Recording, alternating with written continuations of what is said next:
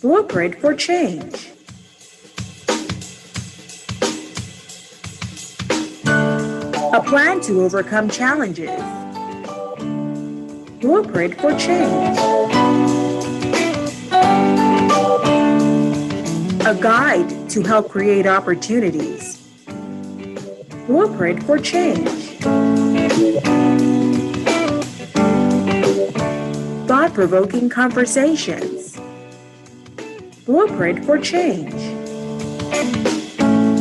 Why wait when you can contribute to the Blueprint for Change?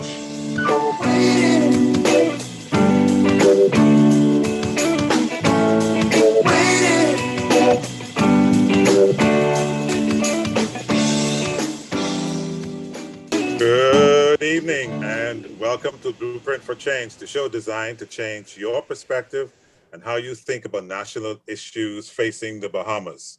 We want to help you discover your blueprint for change. I am your host, Michael Diggiss, along with our esteemed host, Dale Happy Knowles. Dale, I am so proud of your participation because you've managed to get essentially a series of the next generation on the show. So please, Dale, take it away.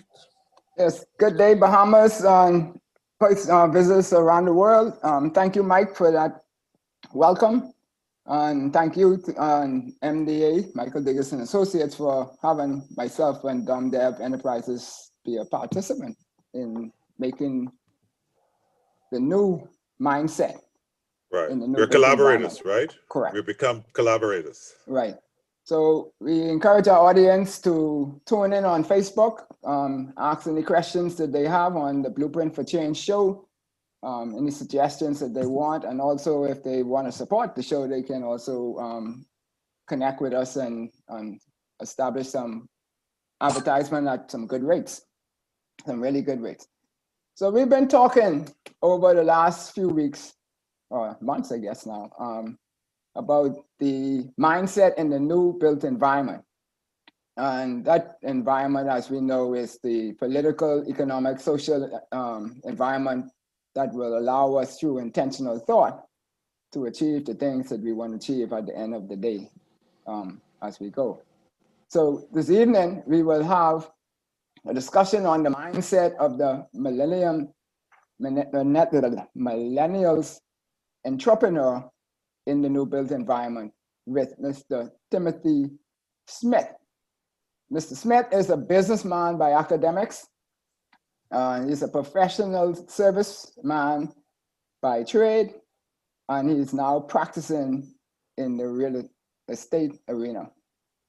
He's gone off and studied, got his Bachelor's of Arts in Business Administration from Georgia State University. He's worked 4 years when he came back at a Big Four financial firm in the Bahamas. He works now for the Better Homes, BHGRE, I forget what that stands for. And in 2015, he was the Rookie of the Year in his first year. And in the next year, he almost had a three-peat. He should have kept going. But he was the overall top performer in the company. He loves to dive, fish, and a lot of outdoor sports and water sports. And so we would like to welcome our young Timothy to the show. Welcome, Timmy. Thank you. I'm happy to be here. I'm looking forward to a great dialogue today. Looking forward to a stimulating discussion, and I'm happy to be here. Thank you for inviting me. Great. Now, well, so happy. Sorry, I realize he's surrounded by Queens College.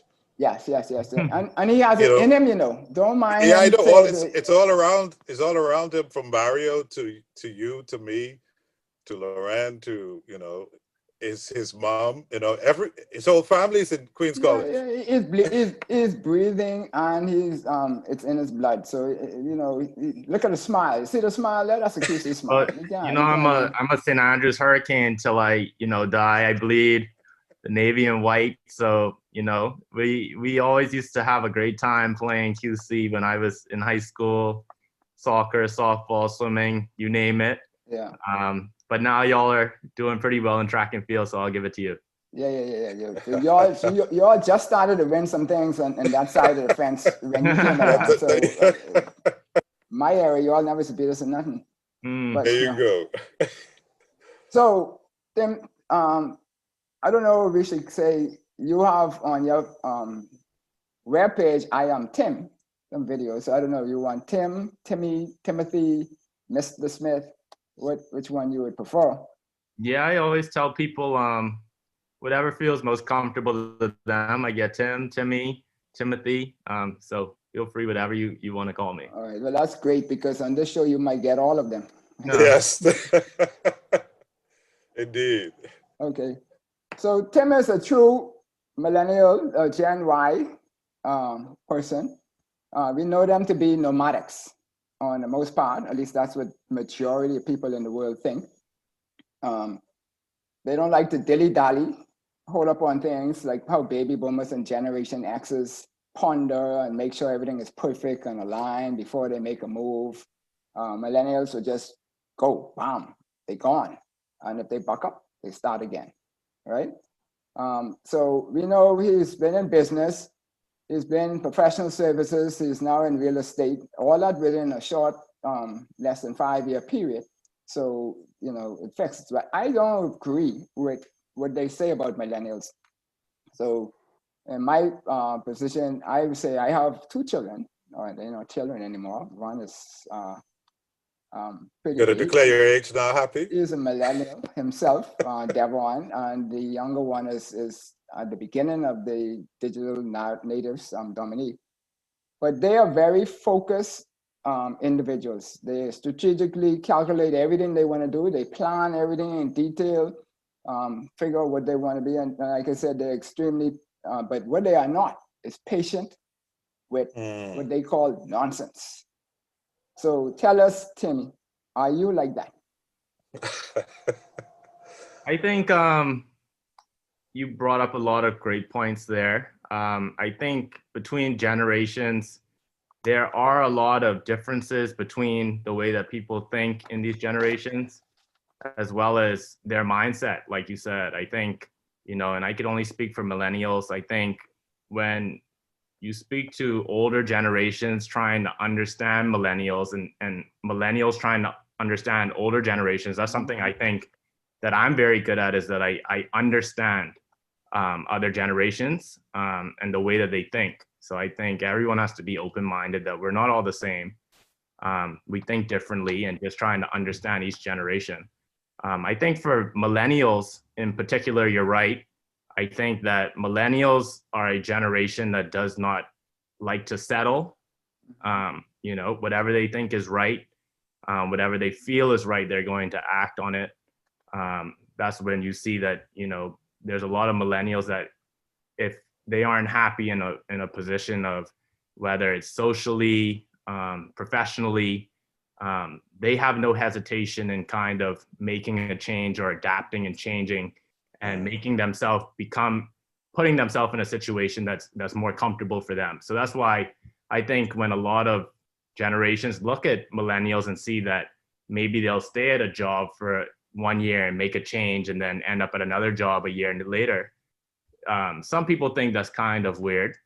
But like you said, that's very common amongst our generation. And I think that just comes from a place that we're not willing to settle, you know, in our lives. And, you know, time is so valuable and precious.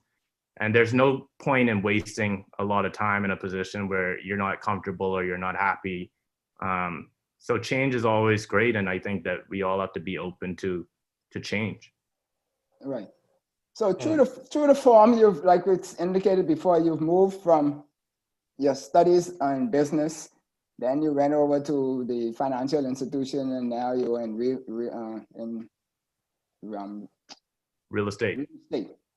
And so we have a situation in the Bahamas. I'm not sure if you're aware of it, but when I was growing up in a lot of children were forced to do certain academics. Mm-hmm. In I guess in a little above me, they would have been, everybody was saying they need to do doctor or lawyer. Mm-hmm. And then when I came along, that's when they started to talk about, okay, do engineering and accounting, right? But it hasn't strayed much from that. Mm-hmm. Now the millennials are pretty much free thinkers, and they get involved with all kind of stuff in the entrepreneurial environment. How do you see that in you coming up, whether you had free reign or your friends, not just your household, because I know your mom, once she prayed for you and she set you free, you good. She can lay down the land for that. That's my classmate, by the way. Anyway. Oh, okay. Go ahead. Yeah, I think what you said is very accurate. And I think we saw it a lot, me personally in my generation coming up, that the professions that were common, and it's still to this day, are your lawyers, accountants, engineers, doctors. That's kind of like the safe professions, or the professions that people look at and be like, that's a desirable profession. Mm-hmm. I think we're starting to get out of that realm. You'll see a lot of people go to school for those kinds of professions and realize that that's not where I'm happy, or that's not my passion. That's not what I see is my purpose for being on this earth, is being solely a doctor, lawyer, accountant, engineer. Right. So I think as you start to see a lot of people in my generation, you're starting to see a lot of people go to school for one thing and end up in something completely different, or going off and starting a brand new business that, you know, is an idea that's just so new and foreign to the country, or to a lot of people through their innovation, that they're creating a business that is new to the country. So per se, that they're getting away from those professions specifically, I think that's fair to say. I think a great example of this is the tinfoil pop-up. I think a lot of people have seen that, and they're doing a great job over there. I was, you know, so happy to see how much it's grown. You see a lot of millennials starting businesses, whether it's bubble teas, you know, vegan, all vegan foods. You know, this is just imploring a lot of young Bahamians to really think large. And I think a lot of people look at these businesses in its infant stages and be like, you know, why did they leave their job to do that? Right. You know, and I think that, you know, I think a lot of people have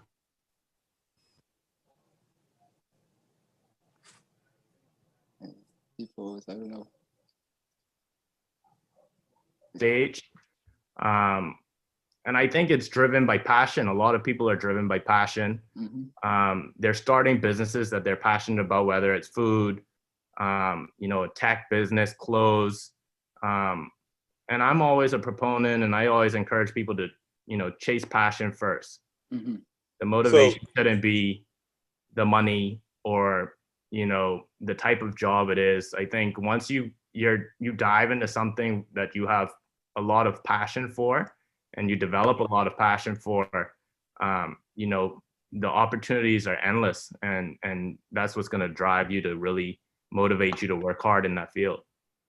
So one of the questions you trigger as you're talking, because this is a classical conversation that sometimes comes up, this whole question about should you seek employment or should you create employment? And you know, there are two different mindsets that are required for seeking a job versus creating employment. So are you suggesting that as a young person, there seems to be a greater inclination for the creation of employment rather than seeking a job? Because, and if that is the case, what is this mindset that you think has evolved where the younger generation seems more inclined to want to create something as opposed to go and work for someone? Yeah, and I think the whole concept of looking for a job, and you could correct me if I'm wrong, I think a lot of the older generations look at it as, get yourself a little bit of experience first, get a little bit of knowledge, training in a profession, and then if you decide that you want to go ahead and start a business or do something that you're passionate about, then maybe do that 5-10 years down the line. Right. Whereas a lot of millennials are like, I want to do this right now. There's no better time than now. So I think it's just coming to a middle ground there, because I agree that, before starting a business, you have to have a certain level of knowledge, business knowledge. And I think a lot of that comes through education. For myself, personally, when I started the company Easy Haul with 3 of my high school classmates and some of my closest friends, a lot of us were finished with school. I had a background in accounting. Another one of my friends and business partners had a background in accounting. Another one was international business.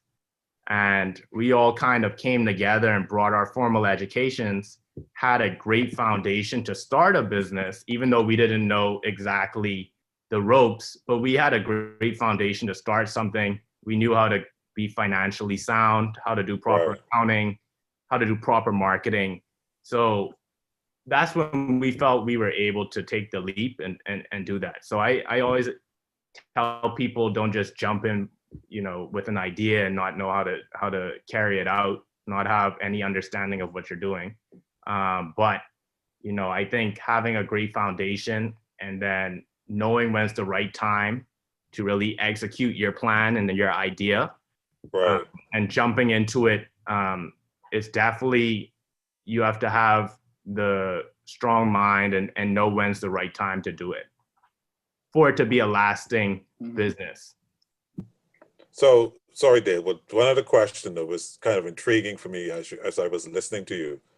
You mentioned the fact that, there's this question about loyalty and business.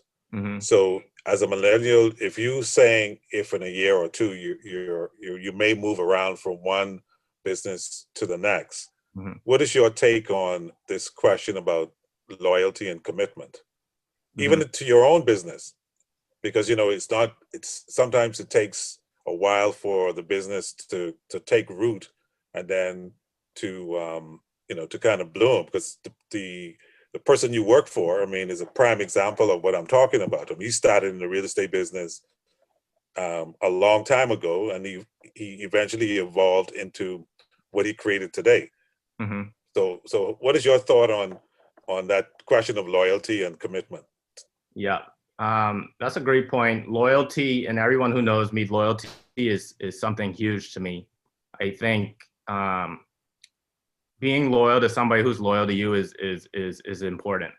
And I think that obviously a working relationship is a two-way street, right? You're giving your time, your loyalty, your talents to a company. They have to give something back to you. If it's, how are they adding value to your life? Are they looking to develop you? Are they not putting a ceiling on you? They want to see you grow to your fullest potential. Are they allowing you to really climb up the ladder in these companies to allow you to really make a name for yourself, not just be a working piece of a machine that's trying to get the company going? And are they making an opportunity for you to make decent money as well? Right. So I think loyalty, again, is a two-way street. And I think that, people who are loyal to others, people will be loyal to others who are loyal to them and have their best interests at heart, not just to make them money. And I think that, that the reality is in a lot of companies, you're just a working piece. And a lot of people identify that early on. Some people identify that later on. So I believe that those who are loyal to you will and see your value in a company and want to see you grow to your full potential, give you an opportunity to make great money as well, not just the people at the top, I think they will retain those people and get the loyalty back from their employees. Yeah. Okay. So when we look at it, some people would define businesses as those entities that are focused on profit. The numbers, the analyticals, and they're very rarely focused on what a business really is supposed to be, which is creating a customer and keeping a customer, right? But entrepreneurs focus on innovation, possibilities, creating value, and the like. And so then we get to millennials, who we know they define millennials as being these individuals who are digital entrepreneurs who will not work for, but will work with somebody. And so you all just spoke of that a little bit. And so when at the place where I used to work, when the millennials came along, everybody was having a problem with interfacing with them because they didn't know how. The reaction was totally different than what they've expected or of any graduate and the like in the past. So this idea of somebody just picking up and moving and leaving the company and with you holding the bag, or for how the old people would say it, that didn't mean anything, but they saw that as being unloyal and the like. But Tim, you said that that at some point it was a natural cause for you to transition into your real estate environment.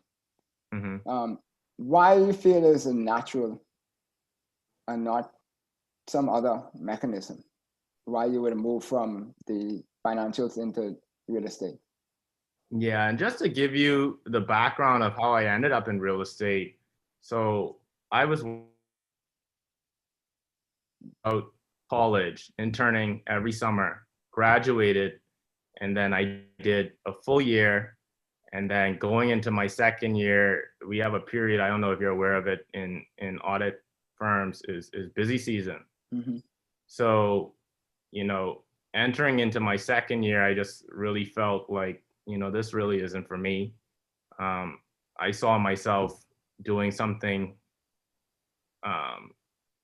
It wasn't fulfilling my purpose. I wasn't enjoying it, as well as, you know, I wasn't really driven and motivated anymore. I was feeling kind of down. So for me personally, that's why I decided to make a change. And to your question, I think that how I ended up in real estate by chance is I met Mario, and at the time he told me that they weren't hiring any more agents, but he would take the meeting with me, and you know, we hit it off. And I think that, you know, from our discussions, him seeing my character, seeing the kind of person I was, he kind of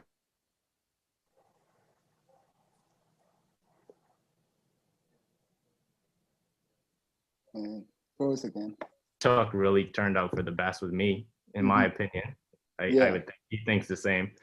But naturally, like what you're hinting at, I grew up around real estate. My father's, it's Philip. It's in your blood, yes.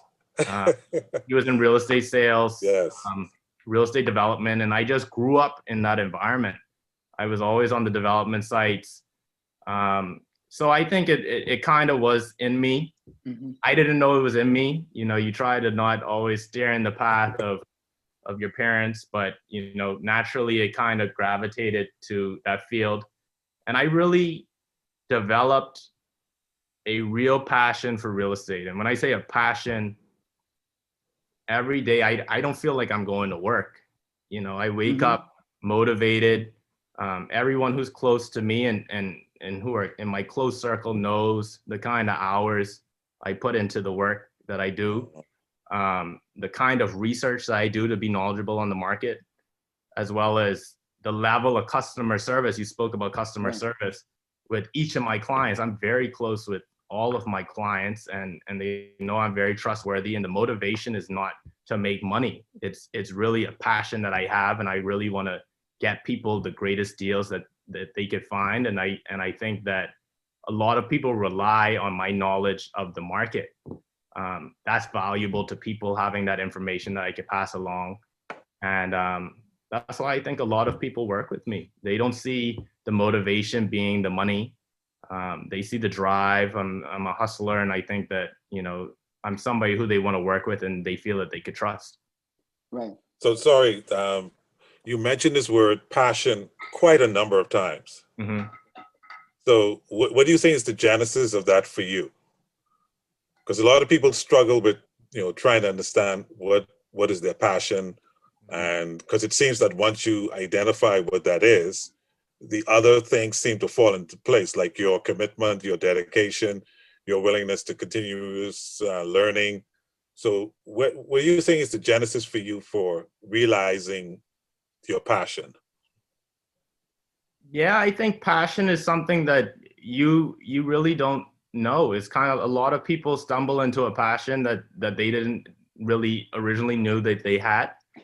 The same for me. I would have never known that, you know, I put in 70 hours a week studying real estate and working with clients, trying to find them their future home. You know, I think in real estate, a lot of people know that I'm 24/7. I work 24/7. If a client calls me at 12 a.m., I'll pick up.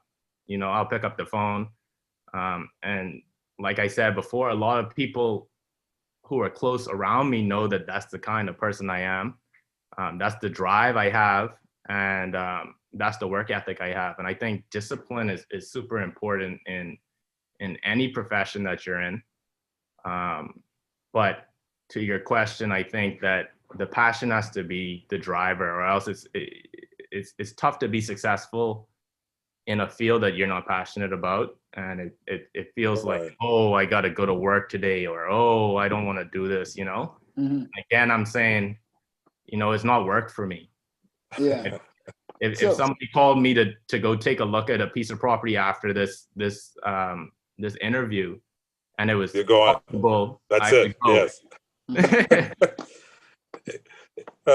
That's great. Yeah, it's good to see that in a young person happy. Yeah, it reminds me of me.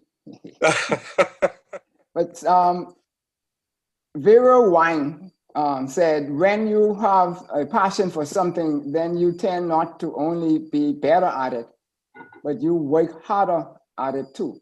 So I think that speaks directly to what you are saying. And so in line with that, if you were to be able to speak to the graduating class of the whole Bahamas, how would you intertwine people following their passion versus following the money versus following what some parents said or what some uncle, auntie, whoever that they should be doing, why they should follow their passion? Because it seems like everybody I know who follows their passion become very successful, and those who don't, they struggle, and they haven't, whether the pillow is not soft for the night or whatever it is, but they have some level of challenges. What would be your advice to them? Yeah, I was lucky enough to speak to the graduating class of St. Andrews last year. That was the first time I had ever spoken to a graduating class. But if I was speaking to a graduating class as a whole, you know, I would tell them that you don't have to have all the answers right now. That would be my first point. You know, going into college, I think a lot of people get so stressed out. Oh, I don't know what major I want to do, or I don't know what I want to do yet. You're so young, you know, like even at that age, you think you're so old, but there's so much life ahead of you that you don't have to have all the answers right then and there. Even when you finish college, you don't have to have all the answers right then and there. You know, it's kind of like years down the line, you might stumble into something that turns out completely different. I think that there's so many success stories of people later on in their 30s. Really, that was the time when they developed the company that's now this huge world-renowned company now. It wasn't until then that they found that. So I think don't panic if you don't have all the answers right now in terms of you not knowing what you want to do.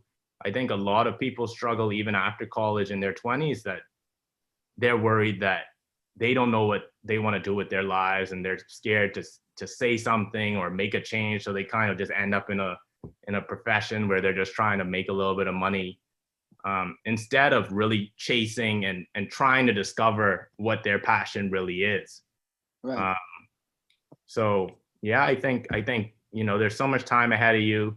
You think you're old, but you're really young. There's still a lot of time left for you to figure it out. And I think that would be really the gist of what I would tell people.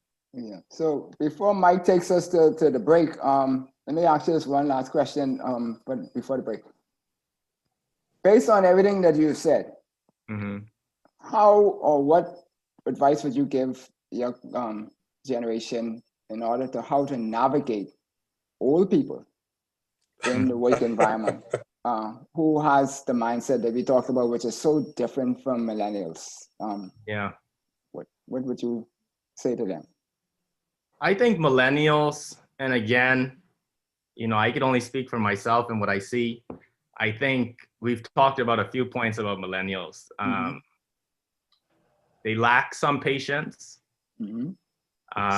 Some, that's understatement. Millennials, and there was a time when I had to really realize that I don't know it all. You know, I don't know it all. But a lot of us feel like, you know, we know everything, and that's fine. But I think what I would recommend, and for older generations, I think a lot of people want to just know that they're being heard and what they're saying is being considered, if that's fair to say. And mind you, I work in my field, I work with people a lot of my clients, their kids are my age, you know? That's the age of people I'm dealing with. And I think that just hearing people like myself, I always hear people out. If they're giving advice, I'll listen. I'll listen, I'll retain it, I'll take it in. But at the end of the day, I feel confident enough to know that once I compile all the information that I've gotten, that I really ultimately know what's best for my life, right, and my life going forward, because I'm living my life. So I know what's the best thing for me. And I think it's just having that confidence to know, you know, what's best for you at the end of the day. But you still also have to hear people out. You don't want to just shut people out and their opinions and shut out their advice, because at the end of the day, if they mean you well, you know, why not take the time to hear what they have to say? Right. And I think that goes a long way with older generations to younger generations, that their opinion and what they're saying is being heard, and that it's being considered. And I think that's people are grateful for that, even though at the end of the day, you might make your own decision. But a lot of people just like to know that they're being heard and what they're telling you is being considered. Yeah, and especially when the elders have never had anybody for them to listen to, and so now that they have all this knowledge that they want to share and impart to the younger generations, and then they're not listening, then they get frustrated. So over to you, Mike. Yeah, so happy. I hope we don't fall in that category of those. No, we're not old, you know. Right? We're not old. The old people is a set above us. Yes. So Tim, when we come back, I want to come back and latch on to that question about that it's being comfortable not knowing, that you don't need to know all the answers. So Kermit, we'll take our first break and we'll be right back after these brief messages.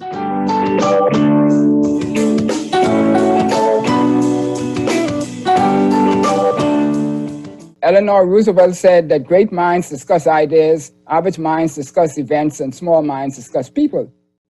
The ultimate design starts from thought, and thought is a product of one's mindset. Let's change our mindset from being employees to being employers, from being workers to being owners. Why don't we tout the opportunity instead of the job? I think one of the things that we need to understand first for us to appropriately, I guess, get the litmus test on how we see the creatives, how we see creatives in society in general, is how we understand and value our own creativity. What's the steps to get out of the rut? Leaders have to lead. Leaders have to lead. The challenge that we have is with the political the public sector, where they need to understand that the private sector should take the lead and they should be followers and listen to the private sector and let them take the lead role in causing the kind of environment that we need to happen. And like I said, politicians tend to want to take the lead and be discussing technical issues that they have no knowledge of. And that is the main problem and the mindset that we have to change first.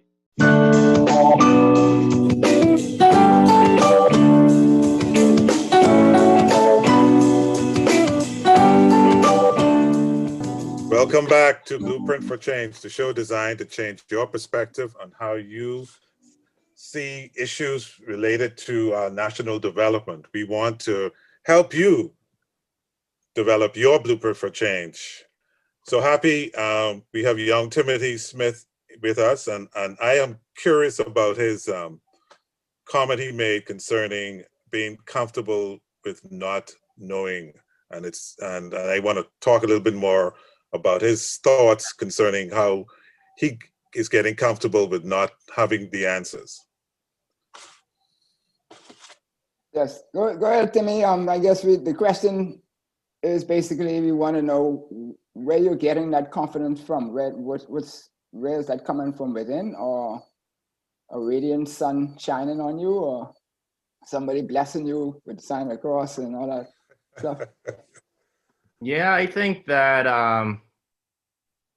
there's a lot of factors, and I think that, earlier on in my life, when I was going through that whole career change situation, that was probably the height of me not knowing what was going to happen or what I wanted to do.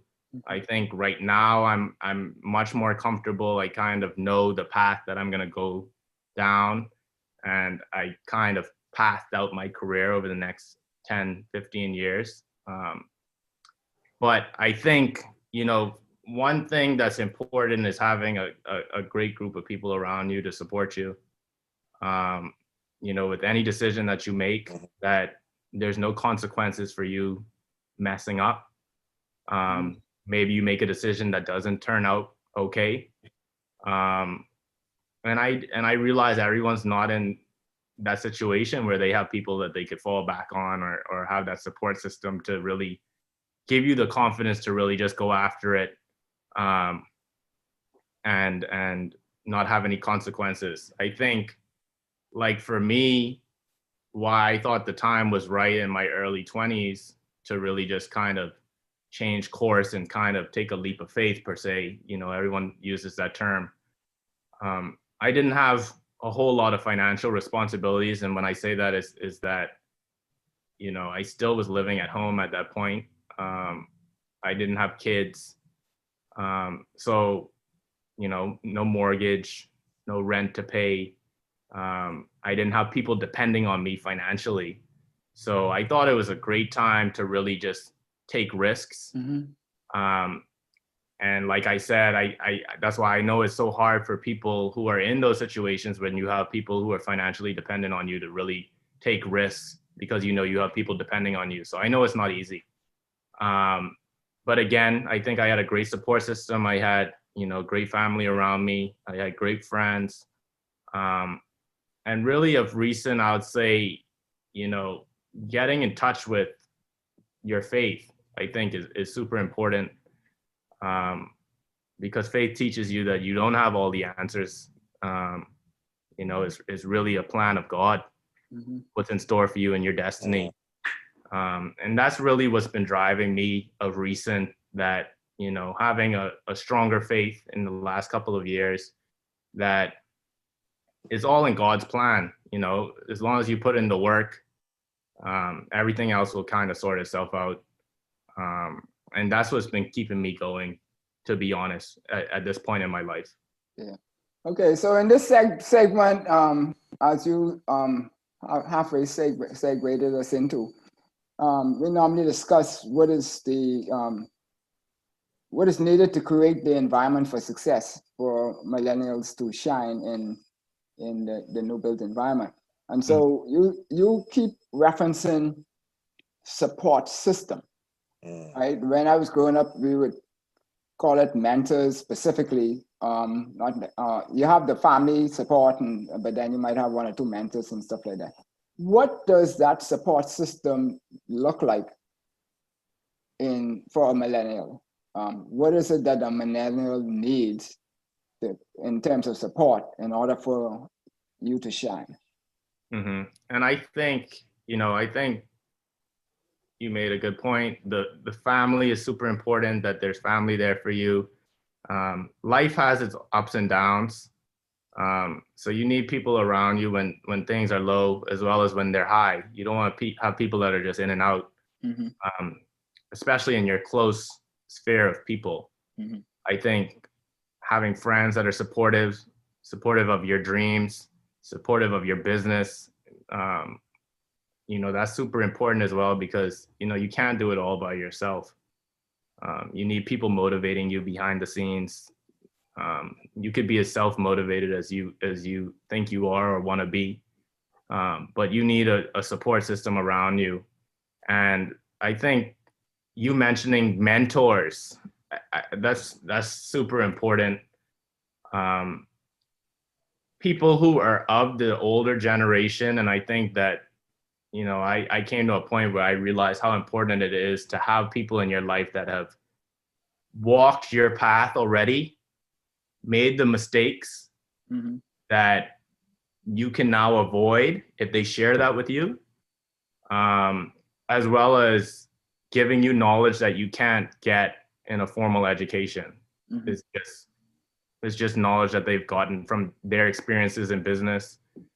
And I think I always seeked to have mentors in my life. I don't know if everyone does that, but I've sought mentorship, and some mentors have just luckily entered into my life. So I think that mentorship is super important when navigating through, especially in business, right? Because business is and entrepreneurship is something that is hard to figure out. So if there's somebody in your life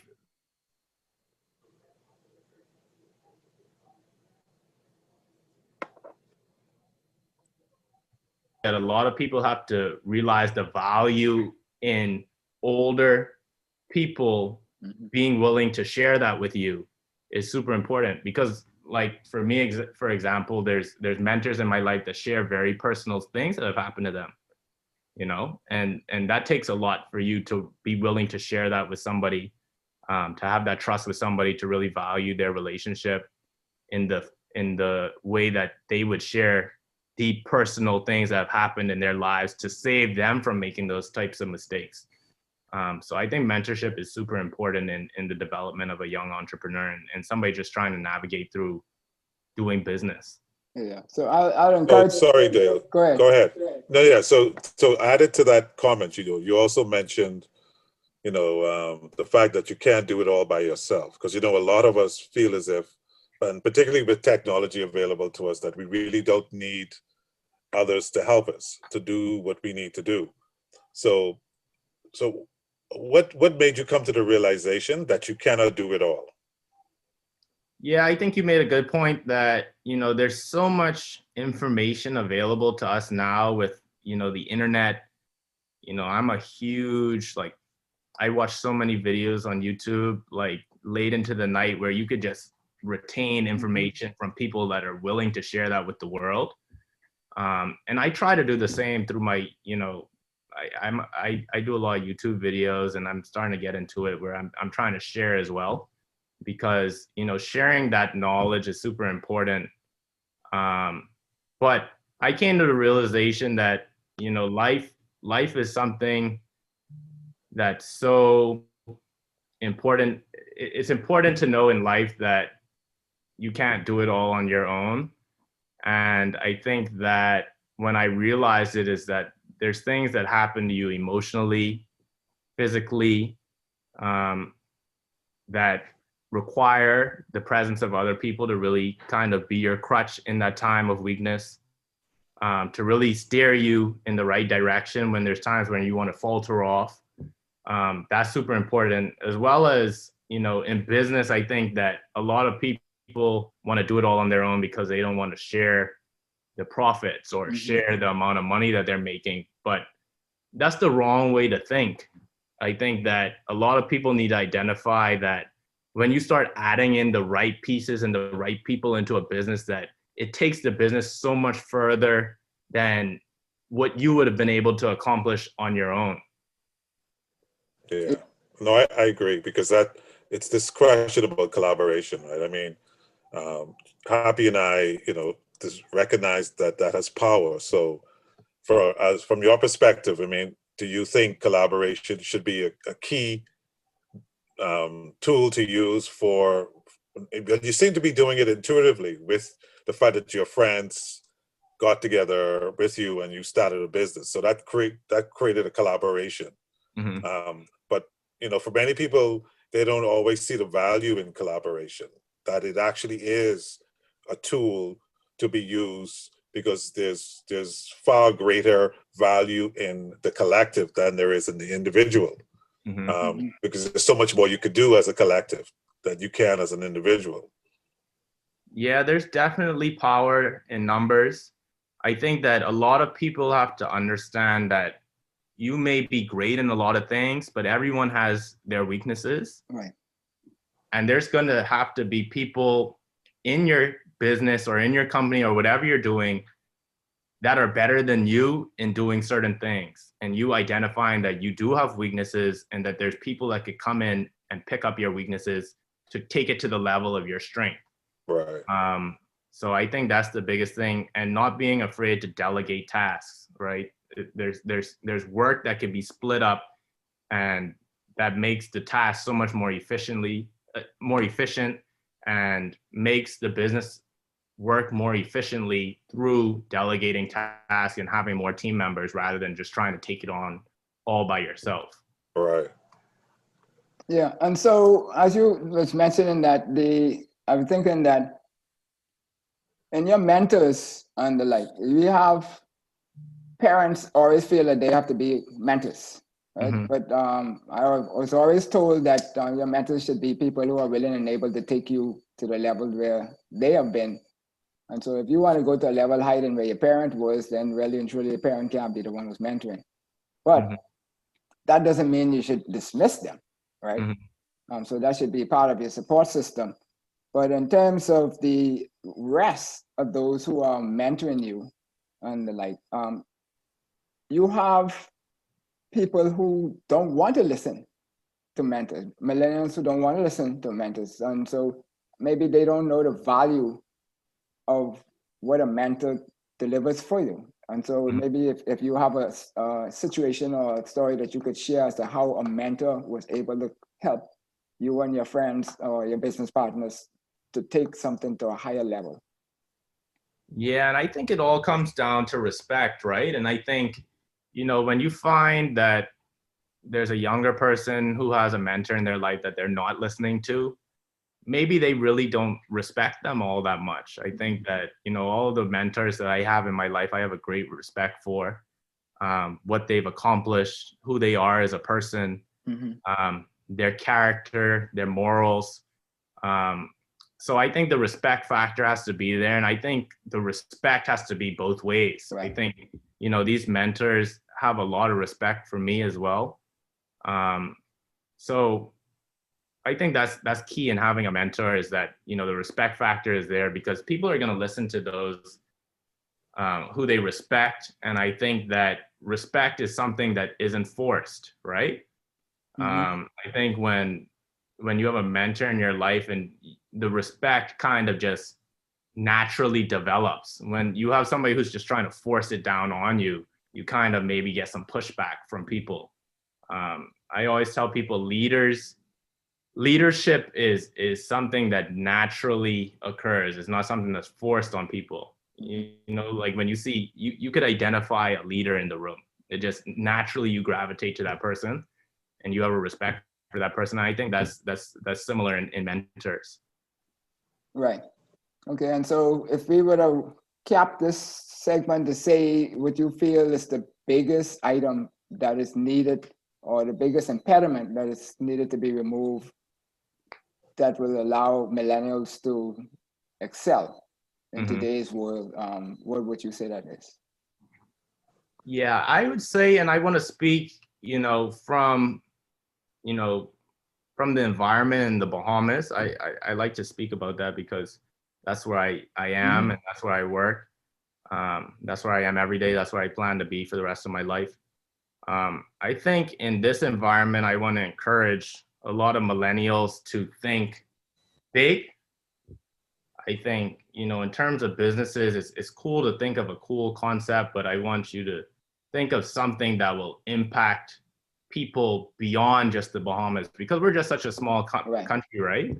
With a population size of 400,000, you know, it's hard for a business to be really, really successful if you're just focusing on the Bahamian population, in my opinion. So I think that I want to encourage people to really think large, think of ways that your business or whatever you're doing can touch many different parts of the world and bring a lot of people back to our country to make it even more powerful than it is today. Right. So let me ask an extension question, you know, because there's this issue, particularly with the older generation and the advice they give their kids who go off to school, because you actually are an exception. Because most of them tell their kids, go off to school and don't bother coming back because there's nothing here for you. So what is your message? Because, you know, this whole question about that we're educating in other countries, we're spending Bahamian dollars in other countries, but if the individuals aren't coming back home, those dollars aren't coming back either. So what led you to say what you just said, you know, about this is the place you're going to be, and this is the place you intend to be for a long time, as opposed to a lot of your colleagues who have a different mindset that says, I'm not coming back home? Yeah, this comes up all the time. You know, unfortunately, a lot of our most brilliant young persons decide not to come home, and that's just our reality. And like for me, I was back home 3 days after I walked when I graduated. And for me personally, I love the Bahamas. I don't envision myself living anywhere else. I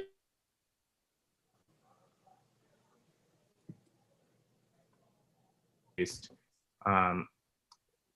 love it. And I think that's not the reality for everyone. But I think one of the biggest factors of why a lot of people don't return is that they don't feel that there's a lot of opportunity here for them, which is kind of a misconception, in my opinion. You know, the Bahamas is such a special country where you have, you know, some of the biggest names, some of the most successful people in and out of this country. And I think from a business standpoint, a lot of it depends on relationships you build locally and abroad, for you to really have your business reach to a level that I think people would consider very big, very successful. So I think there's a ton of opportunity here outside of, you know, a lot of people don't think that there's a job here for them. And that's kind of the misconception here. But from a business standpoint, I think there's so much opportunity here and a lot of great contacts that you can make from the caliber of people that are in and out of the Bahamas on a daily basis when we're at our full capacity. So that's what I always tell people. Don't have this misconception that there's no opportunity here just when you're thinking from a profession standpoint. And I think a lot of us are starting to get that idea that we could create businesses here that can have an impact beyond the Bahamas. and that's what the message I've always been pushing. Yeah, okay. And so if I was to assign you or deputize you as the czar of entrepreneurship in the youth environment, what blueprint would you draw up for your fellow millennials and even the digital natives that's coming after to help them be able to succeed in this environment? You talk about networking. A lot of our people don't network.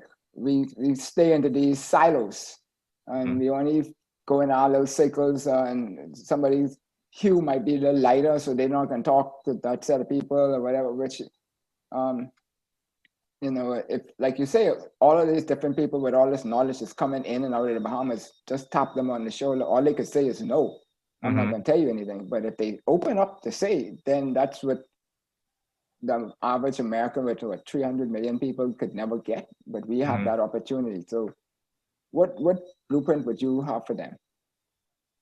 Yeah, I think we would need an entirely another show to really dive deep into that question.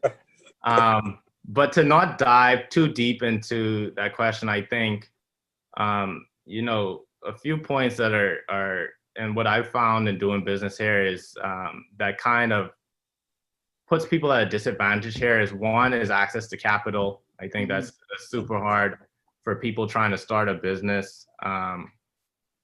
The ease of doing business isn't at a point where it should be here. It's not bad, but it's not great. I think just making it easier for people to open a company and really just get past all of that red tape, you know, to get open and running and starting to make money. I think that's something that we have to deal with. As well as there has to be ways for people to be able to get in contact with the people that they need to in order for their business to succeed. I think, like for me personally, I'm somebody who knocks down any door in front of me, and everyone isn't like that, you know. That's just the reality. That's my personality. But there has to be a way for ease of access to individuals, right, for younger people to really have a conversation with, and obviously nobody wants to waste people's time. But you know, there's a lot of people with a lot of great ideas and serious ideas that aren't heard, you know, over here. And that's unfortunate. But I think there has to be a framework that's put into place to allow younger people to really create businesses and for them to thrive. You see a lot of young people start businesses and they don't get out their first year, which is so unfortunate. And a lot of people have really great ideas. It's just kind of the lack of capital or you know, is some red tape that's stopping them from being able to conduct business on a day-to-day basis. Things just taking too long for them to be able to get decisions made on their business license. And I think, you know, those are the kind of things and frameworks that we need to put in place to allow people to succeed. And I think that, you know, from what I've seen, there hasn't been a lot of people who have had an extreme amount of success outside of, you know, your normal, you know, family businesses. You rarely see the new up and coming grand business ideas where people are having great success. And I think that we just have to kind of expand that and allow other people to have access to, you know, opportunities to allow the wealth and the success to be able to spread amongst other people who weren't as fortunate enough to be in a position to really be born into a really great situation, you know? Yeah, so digital is really the great equalizer of that, right? Because it provides that platform where it equalizes for everybody to have the access. But like you mentioned, if you don't have the capital, so where does millennials get the capital today? Other than your family business? Yeah. That's the number one question, right? Exactly. I mean, raising capital is so tough. I think even in this country is tough. But what I've found is that you have to prove yourself to people, to really commit to you, to be able to believe that you will be responsible enough to repay this if it's in the form of a loan, or if you want them to invest and have equity in your company. I think it's just really proving yourself to people that you're capable of really doing what you're saying that you're going to be able to do. And I think, you know, I've been fortunate enough to really, I feel like I've been able to prove myself to a lot of people in a way that they feel like I carry myself, and I really hold my word. And when I say I'm going to do something, I do it. So that takes a little bit of self-reflection and self-responsibility from young aspiring business people and entrepreneurs, to know that you have to be good on your word. And I think you have to prove yourself to people who do have the ability to help you out, to invest in your idea, or to lend you money for your ideas, and that you'll be able to carry it out and really repay them for doing that. Okay, so we're about to wrap up Dave. now, but would you just say real quickly what you would like to tell the general public? Anything would you like to say to them to help them along the way?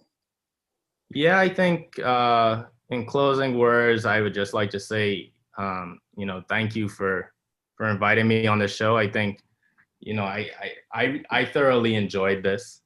I hope y'all enjoyed it. Yeah, we both learned. You know, learning doesn't happen one way. Yes. But I would say, you know, we're speaking about different generations. We all have to make an effort to really understand each other. We're all different. How we could all work together, even though we all don't think the same, we could all come together for one common goal. And I think, you know, we as Bahamians have to invest in ourselves first. You know, you have to know that there's a lot of talent here. There's a lot of brilliant minds, brilliant people that come out of the Bahamas, and they don't come back, which is painful to see sometimes. But, you know, I always try to really give people a push to really come back home and bring your talents home. I feel like I'm doing a great job. I'm making a career for myself. So it's possible for you to really make a name for yourself and really have success in the Bahamas as a young aspiring or young entrepreneur, young aspiring business owner. So that's what I would leave with the public. Great. So Happy, we have to get him back. Yes. Tim, you have to come back. Yeah. So you know, this always happens anytime you're in a groove with a guest. So you want to leave us your parting words, Happy? Yes. Well, Tim, I am Tim. We'd like to thank you. Sorry, I think we went out for a bit. Did you hear me? I said I'd gladly come back. Yes. Yes. Excellent. I don't think you had no say in that, but anyway. Yeah, but seriously though, no, we really thank you for this conversation. I think a lot of people around the Bahamas and even the world might have benefited a lot from it, because there is a huge gap between the people older than me and the millennials and even the digital natives, and trying to synergize how to move forward. And we're in a digital arena now, which is your swimming pool, and you all need to shine. And so we need to work with you to find a way to help you shine, and you benefit from what we have, kind of thing. Definitely. So it was a great conversation, and I really appreciate that. So as we go, we ask people to stay with the COVID protocols, to stay at home or out of public as much as possible if you don't have to be there, to wash your hands and stay cleanly, don't touch anything and put it on your face and the like. Physical distance, still socialize, but do it from a physical distance point of view. We also want you to wear your mask Don't overdo it. When you're around people, make sure and keep them per the protocol of wearing masks and to love digitally. So you've been listening to Blueprint for Change, the show that is designed to change your perspective on how we think about the national issues facing the Bahamas. We hope that we have helped you to find your blueprint for change. Good evening. Good evening. Good evening.